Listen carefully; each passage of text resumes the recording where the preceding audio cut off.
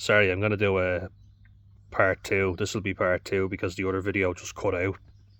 So I'll just continue it on this. But yeah, I used to get really bad, and I still do actually. But I haven't been doing as much manual work except for doing the garden, which is kind of something that keeps me on the straight and narrow. But when I was like digging holes, and I remember with one of my mates before, we were basically renovating a pub that he used to work in, and I was using an SDS drill, which is like a really powerful jackhammer sort of drill. I felt like SpongeBob, and he's blasting the plate. More power! Trying to get the little speck of dirt off the plate. It was so fun. But when I was like leaning forward, I can't really show you now, actually. I'm trying to, but quite a weak lower back, and I've done exercises for it. But as I mentioned in my intro video, when I was 9 as well, and what happened with my dad kicking me in it, and rugby injuries and certain things that have happened. You get so many injuries playing rugby, I can't even tell you. And maybe poor technique with lifting, and now I've gotten much better at it. But it's just, you feel to yourself, oh, physically I'm fucked now as well. Like I get short of breath sometimes just walking. It doesn't feel like fitness, it feels just like something you can't explain, like you've swallowed a bag of cement. This kind of leads me on just talking about work. So I thought I'd make more than one video today, just while the weather's nice and I'm feeling a little bit motivated, which doesn't happen very often nowadays, sadly. It's like something I just have to summon. Motivation doesn't really come naturally to me, unfortunately. It makes you feel like quite a worthless human being, as I've said. But yeah, so like, I've worked since I was 14, 15. Everything kind of happened around that age. But just worked on construction sites, doing whatever the lads asked me to do. You get a lot of good people on them as well. I think I was kind of demonising them before. There's a lot of men's men, if that makes sense. A lot of very tough lads, and they've had hard lives. Now, a lot of scumbags too, and I hate the way how misogynistic they are. I can do the work, and I kind of enjoy working with my hands, but some of the people you work with can just be obnoxious. But as I said, there's a lot of good lads too, but they're tough fellas, and then sometimes not the most sympathetic. But they're hard workers, and it's not easy work. I'm glad I did it to kind of know maybe I could do this. But then when everybody in there is telling you, if you can go to college, go and get yourself a degree so you don't have to be slugging stuff around for the rest of your life, and then you're broken up in 20 years' time. So if they give you the advice, I mean, they know better than me. I'm going to take their advice, which I did. But then you hear of people who have dropped out of college and are doing trades instead, and they're making money and they seem to be motivated by it. They work hard, but you kind of go, did I pick the right option? But I think for me, I did, because of how bad my depression gets. I just sometimes get so... Sorry, I've had a cold all week and felt a bit run down. That's why I'm wrapped up outside, getting a bit of that vitamin D. But yeah, my dad, in fairness, got me summer jobs, so like a construction site or in an office just filing, which can be quite boring, but it's not manually intensive. And then I helped the lab technician out, and she was really nice. Like, she was helpful, explained everything very well, so I didn't feel like I was out of place. Normally what I do for her was just clean glassware for her, and I used to do distillation experiments for her. So when you see like say salt water, it's all about settling the salt to the bottom, and then getting the water to the top. Now what you can do is you can also do evaporation. This isn't what we were doing. We were distilling. So literally getting the water and the sand separated. I won't go into the boring details. Evaporation, like when they get salt out, is when they heat the water up so much that it evaporates, and you have the salt or sand, depends. Settlement tanks, big massive ones as well, in wastewater treatment plants. It was just good to get her knowledge and to listen to what she was doing. And then, filter paper.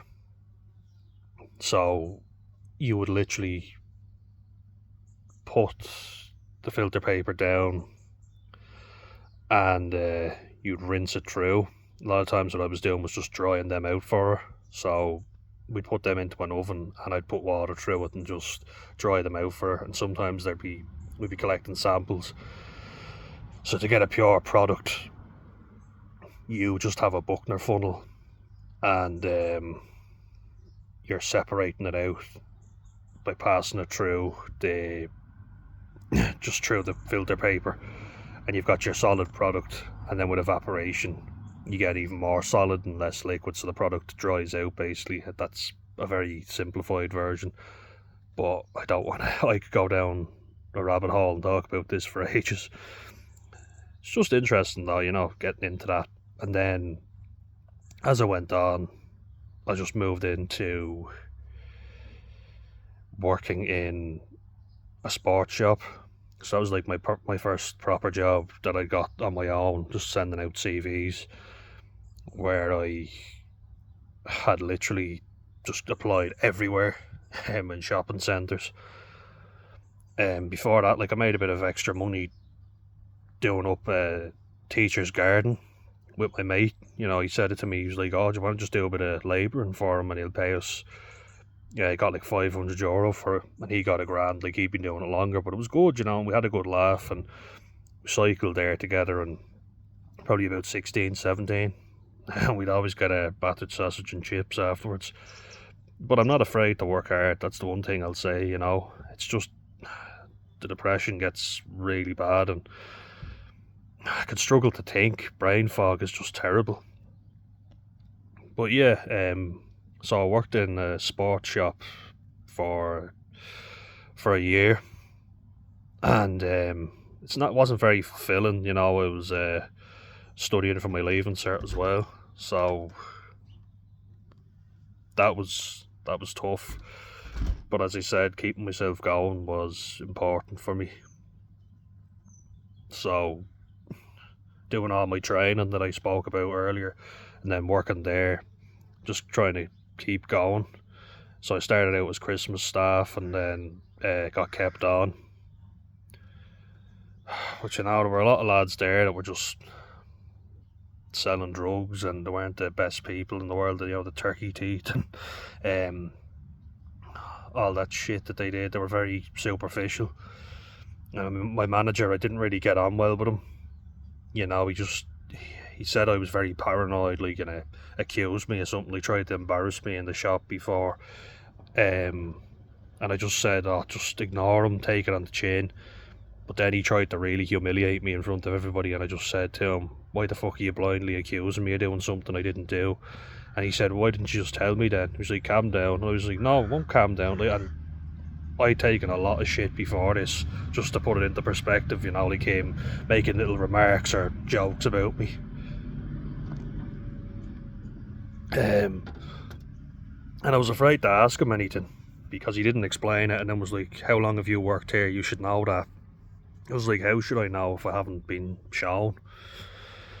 But it was something to keep me going, and then working at Christmas and getting more pay, and then meeting up with my dad afterwards on Christmas Eve, having, gotten a load of my presents sorted, and you feel kind of a bit of self-worth. But it wasn't going to last, and was working there, and then in the summertime, as I was finishing up and I'd done my leaving cert, I worked in a paintball place, just fixing the guns, and that was good fun. That was with a family friend, so just for a bit of extra cash. I've never been afraid to work, that's what I'm kind of getting at, but I kind of had that interpersonal issues that get on top of me at times, because I want to do a good job. People think, what's this fella, like, what's wrong with him? And they just look at me funny because I do things differently, and they don't understand me, you know. So,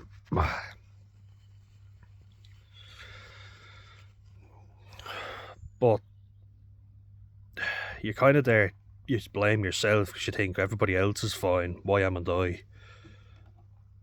But it's not you that's the problem if you're trying and people just aren't making the effort. Like, a lot of times when you have a disability, it's not portrayed as someone who works will have a disability. We had to do special training called a DARE scheme, and this was in my next job when I worked in a cafe. So, like I said, my first year of college didn't get on too well and fell behind significantly. So while I had to repeat one module, I was advised by the counsellor there that maybe get a job, you know. In the meantime, a lot of people work, and then what they'll do is they'll just come in for the classes that they have to come in for, and they'll pass. I was like, yeah, good idea. And I'd been a student leader as well. I used to be paid for it, so I got money for that as well, which was great. You know, I love doing that. For a week, you basically just show the students around, you chat to them, make them feel at ease, and then from that I got a voluntary position as a peer supporter. So basically, like, if people needed to be shown around or they were anxious or nervous, I'd say to them, look, I'm autistic, if any of them were, and I'd go, like, I've had a tough time of it, so I know where you're coming from, and just put their mind at ease, because it's not easy being a student and starting out in a university or a college. You know, it really isn't. So then, like, having to sort myself out quite a bit and getting the job in the cafe, it started off well. Felt super motivated, got myself training on coffee. Everybody seemed really nice. But I guess when you get really busy and you get a rush on, I wouldn't be able to fly through lots of different things at the same time. I'd have to do one thing and then another thing and then another thing and move on. And there was just this one person in there, and she was always like, oh, it's so frustrating having to show you everything all the time, and, you know, come on, speed things up, you've been here long enough now. And I'd just be there kind of going, give me a second, I need to get through this, and just trying to focus on the job, because if I start, you know, arguing back and forth with her, which did happen from time to time, then I wouldn't be able to concentrate, and then my shame would kick in that you can't do the job properly. You know, so I was there trying to just keep a straight head, not lose my temper. Tried very hard to do that, believe me. But then a few times, like, she just really annoyed me. Like, we butted heads, and I said to her, you know, I've autism, like, I've told you this. I said Asperger's actually at the time, and she hadn't a clue what that was, so she obviously wasn't very well educated on the subject. She was like, but what is that? Is it a type of autism? And I just said, yeah. And I've said this to management, and I've said it to you, actually. And she was like, okay. And then basically what all that did was just, whenever I argue with her, she pulled me to the side and say, now it's going to get busy today, but don't take anything personally. That's kind of like, so I'm going to say a load of shit to you, and I don't want you to be offended. Alright. And I used to do quite a few jobs. Like, I'd do the bin run, I'd always sweep up afterwards, and one of the other girls I worked with, who was always hungover every single day, she used to just do the tail, and she'd come in, drag herself around, and I was kind of like, oh, for fuck's sake, she's hungover again, or she was taking drugs and having withdrawals from them and dragging herself around. But nothing ever seemed to be said, so I just got on with it. And yeah, it just really pissed me off. Get that caffeine into me. She just seemed to get away with more than I did. And one day, she said she'd sweep because she was going out, so she said she'd do that if I just got the dishes all done, and she'd wipe down the trays, because we had to wipe down all the trays at the end of the day, which I usually did as well. So I did the bin run, wiped down the trays, and swept, and mopped as well, sorry. And, like, So I never had any complaints, ever. You know, I was always done. I always tried to give a good account of myself. And then the next day, the first girl that I mentioned who was always butting heads with me said, "Come here to me, why wasn't this done? Why wasn't that done?" And I could tell she was waiting to say it to me and got on her high horse. And I was just there saying, because your one did it, not me, you know, so why you having a go at me? I said, yeah, I did this, I did that. I told her all the things I did. And I wasn't getting, well, I was a bit pissed off, but I wasn't getting angry, you know, because it's going to sound a bit misogynistic, I know, but a lot of times the issues I've had in jobs have been with women because they can give out to you, but if you give out to them, they say you're being threatening towards them. And I was like, I've never been threatening. I've actually gone out of my way to be nice. And then they just say something that pisses me off, and I'll basically tell them what's what. And I've had complaints over that. And I don't think I've been unreasonable there. And I said it to her. I was like, hold on a minute, you're after accusing me of all this stuff, you know, so say it to your one tomorrow. Bring it up with her. And she was like, yeah, don't worry, I will. And she was never short of words to say for herself, so for her to go quiet, I was kind of just like, I must have hit a nerve there. I was proud of myself. Obviously, nothing ever got said because the two of them were friends, so I had to listen to that shite, which really annoyed me. Because I thought I'd be sneaky about it and I'd ask, oh, was she saying this to you? And of course, nothing was said. And then I used to go on toilet break and I'd splash my face full of water, you know, just like dabbing it, and I used to get so stressed out that I'd need just a moment to cool myself down and to take a big deep breath, and that really helped me. And now, like, sometimes I was 7 or 8 minutes, but people would go on smoke breaks and didn't have to clock out for them. And my manager, who was new to the job, and nobody really respected her in there. I tried because she was the manager just to get on with her, but she seemed to use that against me. Like, oh, he'll actually do what I want, so I'll abuse him even more. Not abuse, but I'll give him tasks because he won't say no. Like having me cleaning out the air filters in the air vents. Sorry, the filters in the air vents.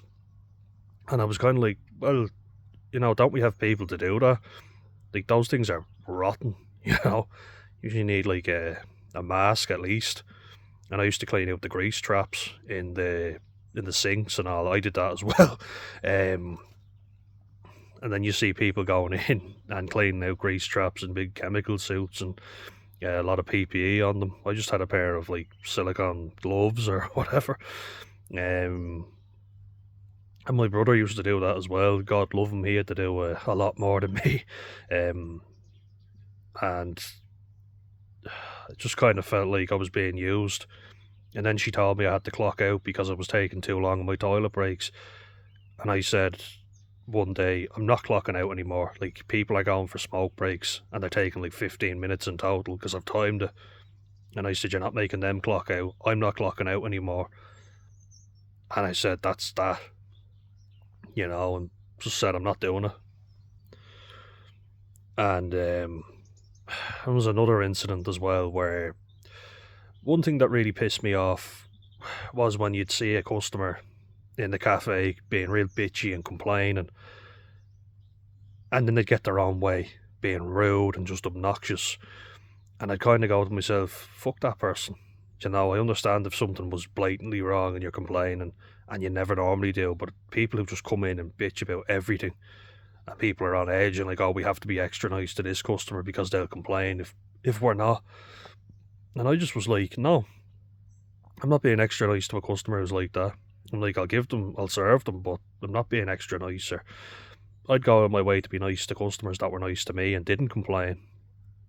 And I'll never forget John, who came in, a lovely older fella, and he played the organ in the church, and he used to always give me change and say, hold on to that there, now that's for you. So I was like, yeah, lovely man. I actually took it upon myself because I was like, I really wish I could give him something and say thanks, because he's always giving me change and letting me keep it, because he knew that we'd put it into a tip jar So he actually would let me keep the change, and knew I had to put it in there and then put something under my pocket and go, "That's for you now. Keep that. Hold on to that." And I was like, "I will do, John. No worries." And customers like that just made your day. And I remember thinking, "Oh, I'd like to give him a cake or something just to, for Christmas." And our boss came in, and I was talking about him. We all loved John. We all got on very well with him. And he was there saying, "Yeah, you know what you should do? You should give him something back, like throw him a cake maybe." And I took that very literally. I was there going, "John, we've got a few new cakes in if you'd like to try them." And I was bringing them down coffee cake and apple slices and letting them try everything. um, just being nice, you don't feel good when you have to be an arsehole back to someone, even if they've been obnoxious to you. And there was this customer who came in, and she was a bit nervous, but she was always very pleasant, and I got chatting to her. And one day I sat down for my lunch, and used to be half an hour break, and she was already sitting down, and I sat down near her for my lunch, and I just went, "Sorry, I noticed that I've been on my break and you've been here before me and you haven't gotten anything. You still waiting on food and a coffee?" And she was like, "Yeah, you wouldn't mind saying something, would you?" And I was like, "Yeah, absolutely, no problem." And that's what I'm saying, like, I had to say it to her. She wouldn't ever bring it up because she was too polite. I was like, "Yeah, but I'm not going to have her wait around. That would be my thinking. So I said it, and there was a new girl on. I said, "Sorry, is that order done?" Got no answer. So I was like, "Is the order done?" And then the girl with the hangover, who I worked with all the time, said, "Dan, would you just leave it?" I said, "I'm checking to see if an order is done." And she was like, "Just stop, will you?" And I said, "What? Checking on a customer is wrong now, is it?" And I said, "She's been waiting there over half an hour." And she was like, "No, she hasn't." And an Italian girl working there who I got on very well with, she just said, "Dan, maybe just take a moment, just take a deep breath, you just don't get yourself into a state of this, don't worry about it, I'll deal with it." I was like, "Alright, okay." And lo and behold, a complaint got made against me for that. And that was, it was like 2 complaints. And then I remember the manager I was talking about, she just said, "You didn't like the way you were spoken to when you started and you had issues with that. So why were you speaking to this girl in such an aggressive manner?" And I just laughed and went, "Aggressive manner? I asked if a customer's order was done." Just annoying shit like that really pissed me off. And don't, like, I have had men that I haven't gotten on with, sure. That was my manager in the sports shop, and I didn't get on with him. Just felt like he was a argumentative prick. And he got sacked for giving a young fella dog's abuse, and the manager heard it and reported him, so obviously I wasn't the only one. But I found, like, you could say something back to a man, and then it'd kind of be like, you've got to have a pair of balls on you and actually take that because you've been given it. But when you're working with women, a lot of them will dish it out but not be able to take it back. And I've worked with a lot of great women as well, and a lot of great fellas. But I find that particular one, it's, "Oh, don't talk to me like that, you're getting really aggressive or you're being real threatening." And just switching to victim mode, and I'm kind of like, you were just giving me dog's abuse there a second ago, and I finally snapped. But anyway, I digress. I don't want to get into a battle of the sexes here. Like, you do question, am I doing the job right? Am I doing it well? But I was there for over a year with this one. Kind of a pattern emerging there. I stay in a job a year and then I leave. But I was late a lot of times because my depression got so bad. But I dragged myself in, got to work. And just to give you an idea of how well I did work, I had an order before for a family of 15 people, and they were all getting breakfasts, and this was a tiny little cafe, small little place, like just in a little shop at the corner of the shop. Like, it probably only had about I'm trying to think now, about nine tables. So I'd say, like, our max capacity would be, if we were jam-packed, maybe 50 to 60 people at a time. Probably not even, I'm probably overestimating, but you get the idea. and 15 people, all with breakfasts, all with big orders. And they said, I communicated as well. I was like, yep, no problem. Might just take a bit more time, but I'll bring them all down to you as soon as possible. The lady who asked if she could have or put the tables together for her family was just saying, sorry, just wondering, is that breakfast on? And I said, yeah, that they're all on, they're all coming down now soon. She wasn't rude, she was just asking, she was like, perfect, yep, no problem. And I said, I'll be with you, because we were told, communicate well. If something is going to take longer, let people know, and they're usually relaxed. And I found that to be very true. So I communicated, they were all delighted, and she gave me a €15 tip and said, now that's for you, because you've done really well, and I know I've been a bit impatient. I was like, nah, it's understandable. I love that, just the back and forth, having a laugh with people. There's nothing nicer than making someone's day, I found, you know. Like, you don't want to be bitching and arguing. I mean, sometimes, yeah, I could be a bit argumentative, but in general, if someone's nice to me, I'll be nice to them. Well, I'll always be nice to someone if they're nice to me, because why wouldn't I be? You know, there's no reason to be.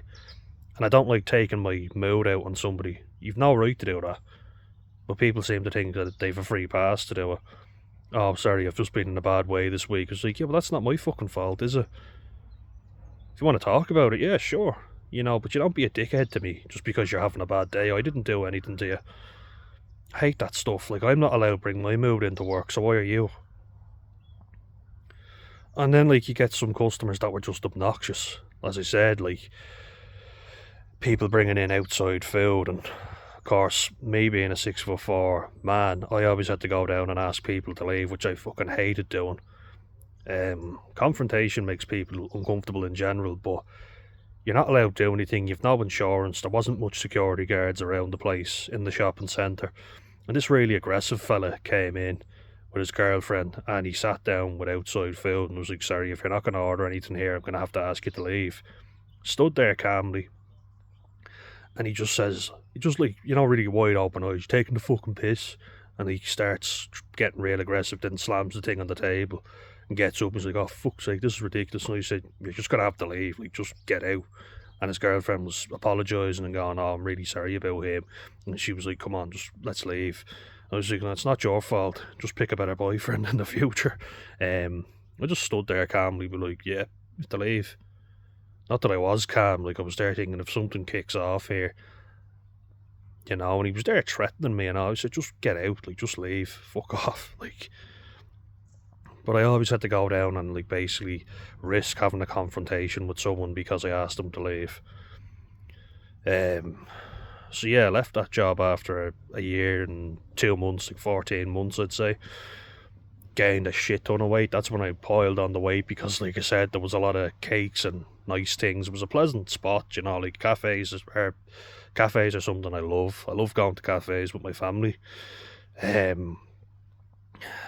It's something that I wasn't able to do because I couldn't sit still as a child. So I used to use my staff discount just to sometimes get my family stuff and make them feel comfortable. And then when my brother got really depressed, I could bring him in there, get him something to eat, and I could sit down on my break. I'd say to him, like, when you're coming back from school, let me know, and I'll ask for my break then, just so we could have a chat, see how he was getting on. Made me feel good that I was helping him out, because I can be a prick as well, trust me, but I'm glad I did that for him, and he appreciated it. So yeah, after that, I worked in a vape shop, and that was easy enough, you know, like, it was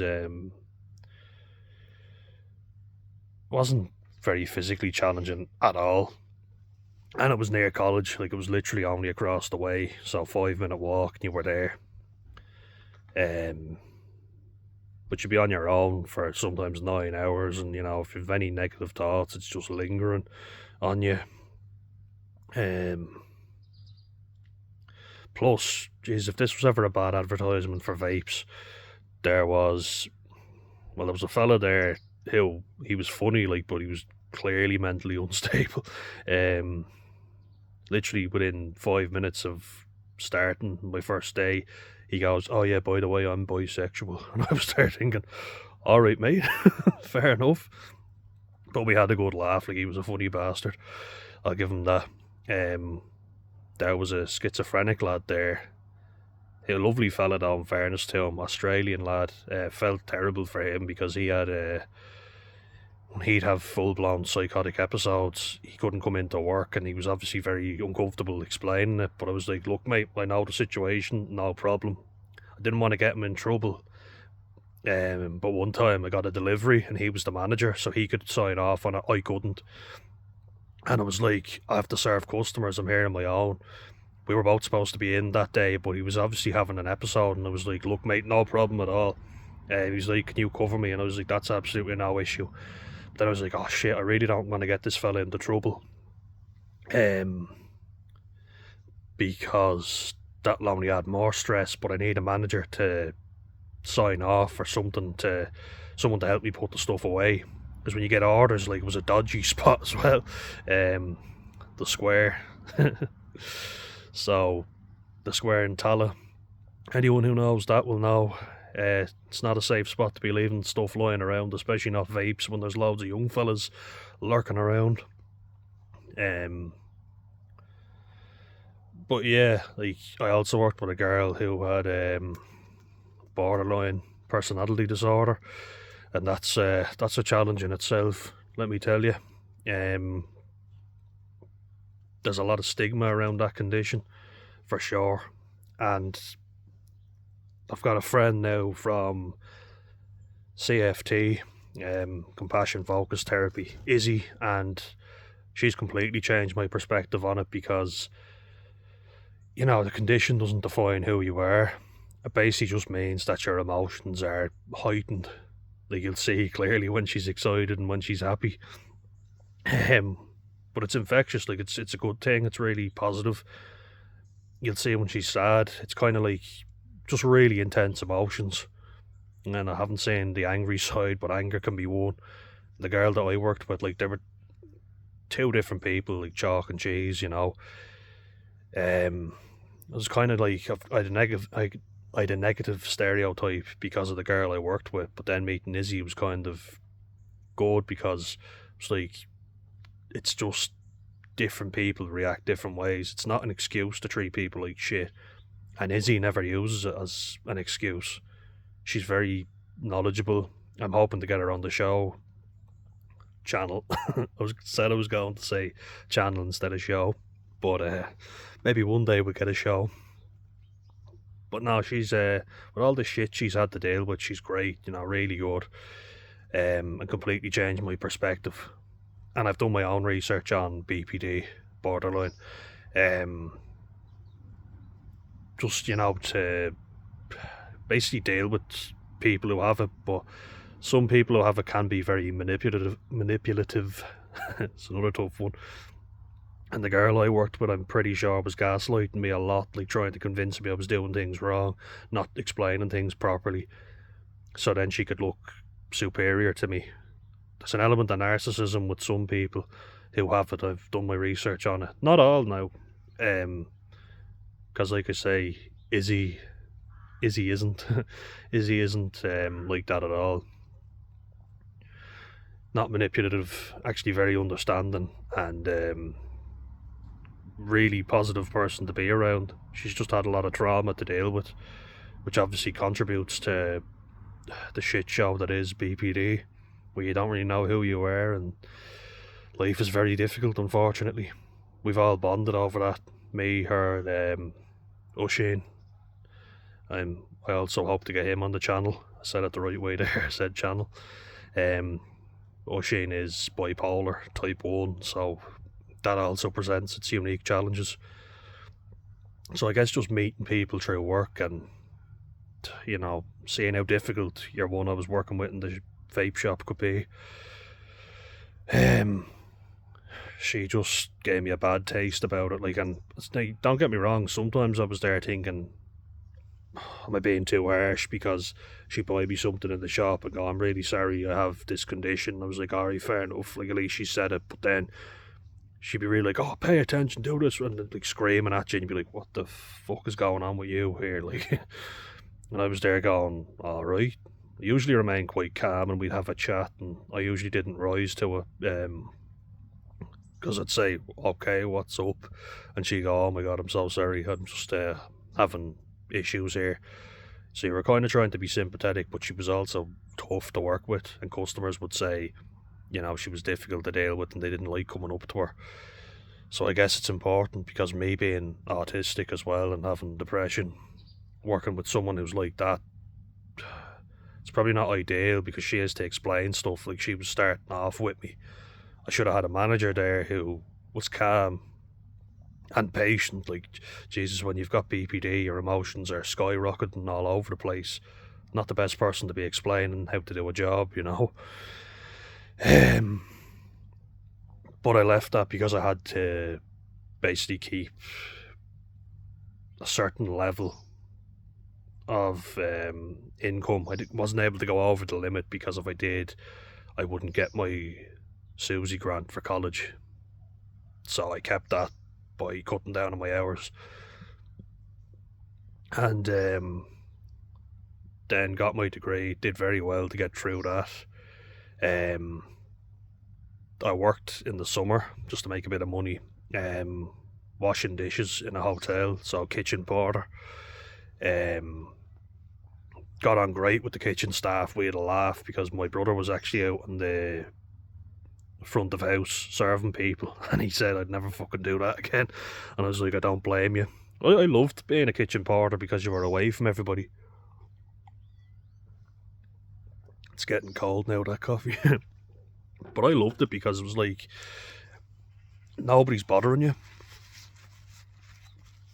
People can just be a fucking disaster sometimes. I was like, the chefs have clean dishes, they're happy. I can clean dishes, can do that.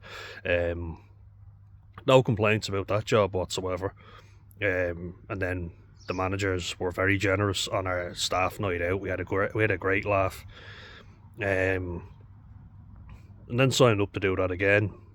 Did that for a few months, like all throughout summertime, but didn't hear anything back. So I was like, oh, there's a chipper in the nearby area, like a chip shop, it just sells takeaway stuff, but they also had benches outside, and they were near the beach, and camper vans, holiday homes, stuff like that, like parks and what have you. And did that straight after finishing up my degree, and that was didn't start very well, like getting orders for people and being in that stressful kitchen environment again, like I was used to in the cafe. It was a cafe / kitchen, so we made food for people, like sandwiches and breakfasts and all. So that, that kind of rush and speed, and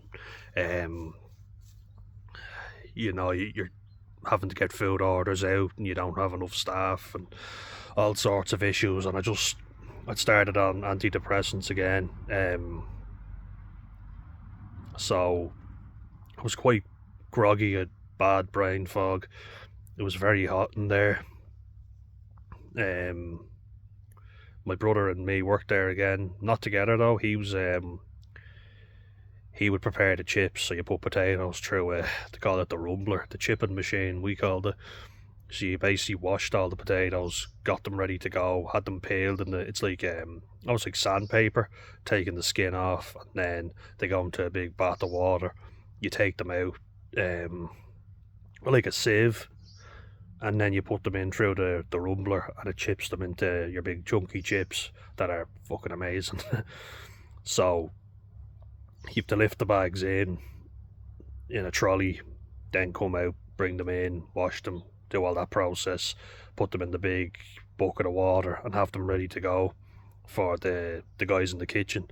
So I started out in the kitchen, bit of a not mental breakdown, like I've had a few proper mental breakdowns, but this was a really bad one, where I just felt like guys were explaining stuff to me, and I was like, oh my god, I can't think straight. I thought I was getting real paranoid that people were trying to make me make mistakes, and I was like, no, maybe they're just showing you what to do.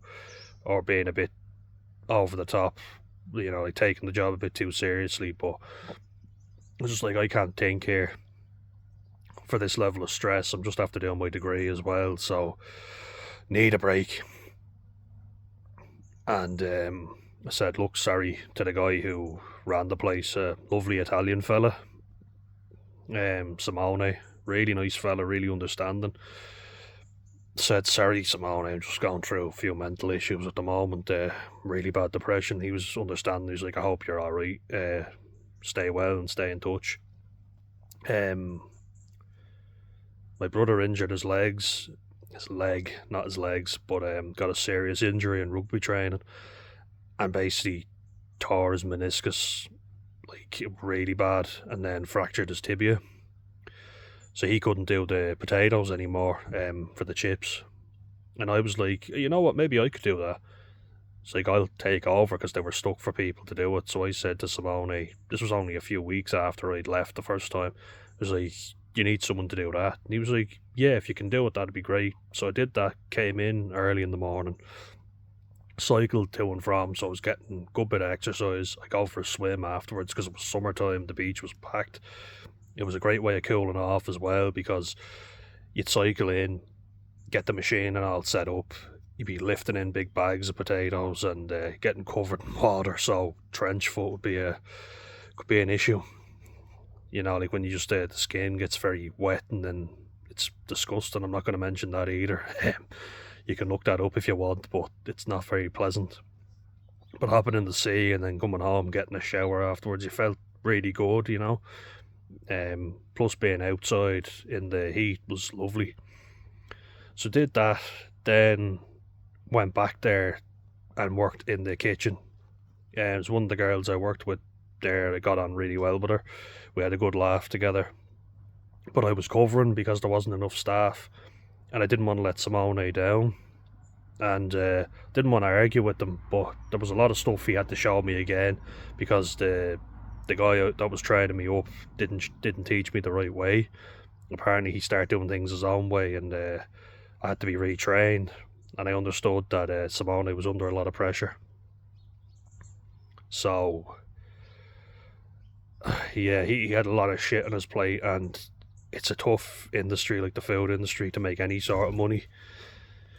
So I went back.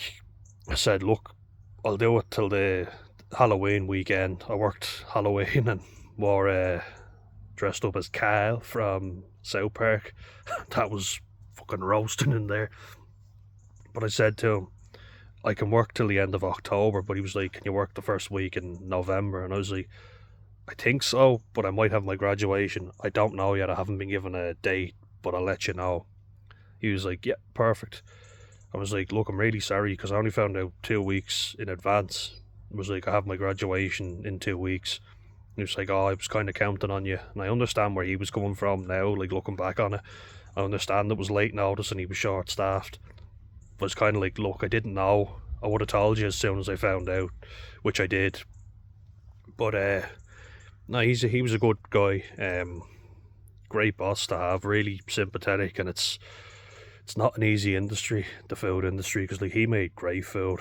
The place does lovely food, and it's so hard to turn over a profit,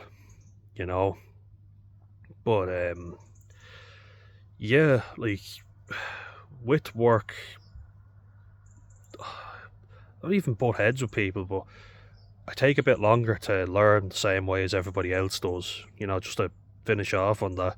People aren't very sympathetic of that. I can do the job. You might have to just show me once or twice until I get the hang of it. And I get so anxious that I'm going to do the thing wrong, and then people are going to be pissed off with me, that I get overwhelmed. And I can't think straight, like being in your emotional brain, not your rational brain, which you learn from dialectical behavioural therapy, and that's helped me a lot.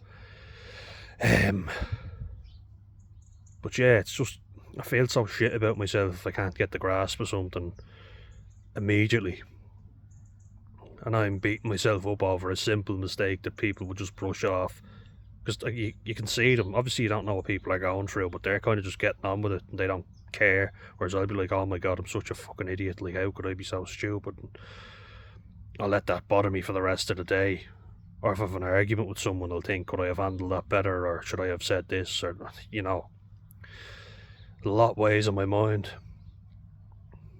And I've already talked about the first pharmaceutical job that I got. Didn't go how I wanted. Had a lot of red flags, and after that, it just left a bad taste in my mouth. I've done a lot of courses now to try and better myself, and linked in with specialists there and autistic employment company or website, non-profit, kind of like a charity, I guess.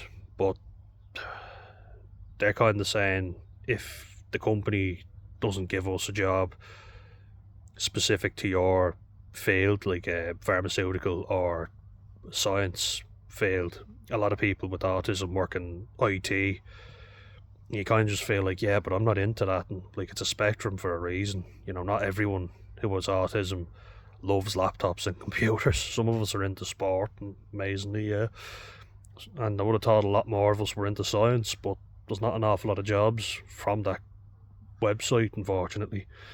So I'm just being patient and linked in with an occupational therapist, Breda, who we have a great laugh and we get on really well. She just puts my mind at ease. I also deal with an addiction counsellor, and I meet up with a psychiatrist every couple of months, so there's supports there. And I've done a good bit of therapy to work on myself, but everyday life can be a challenge for me. It's not easy. I've been sleeping either very poorly or a lot. I'm quite run down. Sometimes I feel like I have a cold. I have felt quite run down this week. To start like today and last week. Went to a Leinster game at the weekend there to see a rugby match, which was good, to get out to Croke Park. I haven't been there in ages, but doing rugby coaching as well, so that's keeping me going, and I've gotten badges from doing that, so I'm going to stick with that, and gives me motivation, and I make notes and see how we can improve and how I can better the team. It's keeping me going anyway. I'm meeting up with my friends from Compassion Focused Therapy, Shane and Izzy. Hopefully meet up with Fergal again. Hope Fergal's doing alright, just a shout out to him. Hope you're well, man, and I hope you contact us soon. He's just someone that was in the group with us who's had a lot of shit going on himself, but it was a great group, and Compassion Focused Therapy is definitely my favourite therapy so far, and also met a great group of friends who I'm hoping to have on the channel, so that'll be good. But employment and autism, I've heard only negative things, I'm afraid. Guess because you get burnt out a lot easier. Like, having to interact with people is exhausting for me at times. Just wears me down, and sometimes you're there thinking, oh, I'm just a lazy fucker, like I need to seriously stop being so lazy. Now I know I'm not, because I'm so burnt out. Like, even going in and doing, like, I know some people don't like doing a shop, but it literally makes me so tired and anxious. I've done it 1,000 times, but it doesn't get any easier. And if you're overwhelmed already, it just can take so much energy out of you in ways that you can't really explain to people who aren't autistic or anxious naturally, And yet somehow I've always managed to drag myself out of the house, and living in the beautiful countryside where we are now, I love it. I wouldn't move back to Dublin if you paid me, because I've got greenery, fresh air, and it's a lot more quiet, and it's not as busy and loud, Like, even if nobody's threatening you directly, you feel threatened because you're so paranoid, looking around, hearing people, and you're wondering, oh, what the fuck, where's that noise coming from? And are they going to say something to me? Or, when I was younger in particular, groups of young fellas trying to be funny and just, saying something to try and piss you off or get a rise out of you. it's just like there's so many things that make me anxious and overwhelmed that neurotypical people just don't even think about. It's hard to explain it to them because they don't know, because they don't go through it. So yeah, that's my story in employment and being autistic and trying to get employment. It's not easy, and I've sent out like 30 applications for jobs, like CVs and written cover letters, and I've only had like 3 interviews. And I have to say, like, in all of them, I think I did pretty well. I was thinking, oh my god, I'm really anxious, I'm gonna fuck this interview up, and I didn't. I was laughing with the people doing the interview. They were asking questions about me, and I was getting on very well with them. Felt very good about myself after it. You're like, that couldn't have gone any better, considering how anxious I was. I got everything down that I wanted to. Like, for fuck's sake, what do I have to do? So just being honest, like, I'm not feeling great at the minute. I'm feeling very worthless. That, and also, like, dating, trying to get a relationship is something I've always wanted, but it's hard when you don't have much self-worth. And also when you think like that, maybe I'm just reading into stuff wrong. I think there wasn't a quiet moment. Gotta make a video about that for sure. Autism and dating, my experience and relationships, etc. But it makes you feel quite shit about yourself. When you keep trying stuff and it doesn't get any easier, you just feel more tired. You feel like, Jesus, at any moment, if there's another stressor is introduced into my life, I'm done. I won't be able to deal with it. And given the amount of shit that I went through when I was in college, my mum being sick and moving house, if I had to deal with that again, I think I'd just break down completely, because I'm not far off it at the minute, to be honest with you. It's fucking tough. And that's why I start making these videos, to relate to people. And there's a lot of YouTubers out there now who are making videos, and I guess it's because a lot of people are feeling shitty. So I'm hoping that if anybody's out there feeling the same way, that they can just reach out, because it's tough at the minute. And I almost didn't have the motivation to make another video because I'm not feeling great, but I'm glad I did. It's unedited and it's just from the heart, Please, if you have any thoughts, I'd love to hear them from you, and thanks to everyone for listening. So cheers.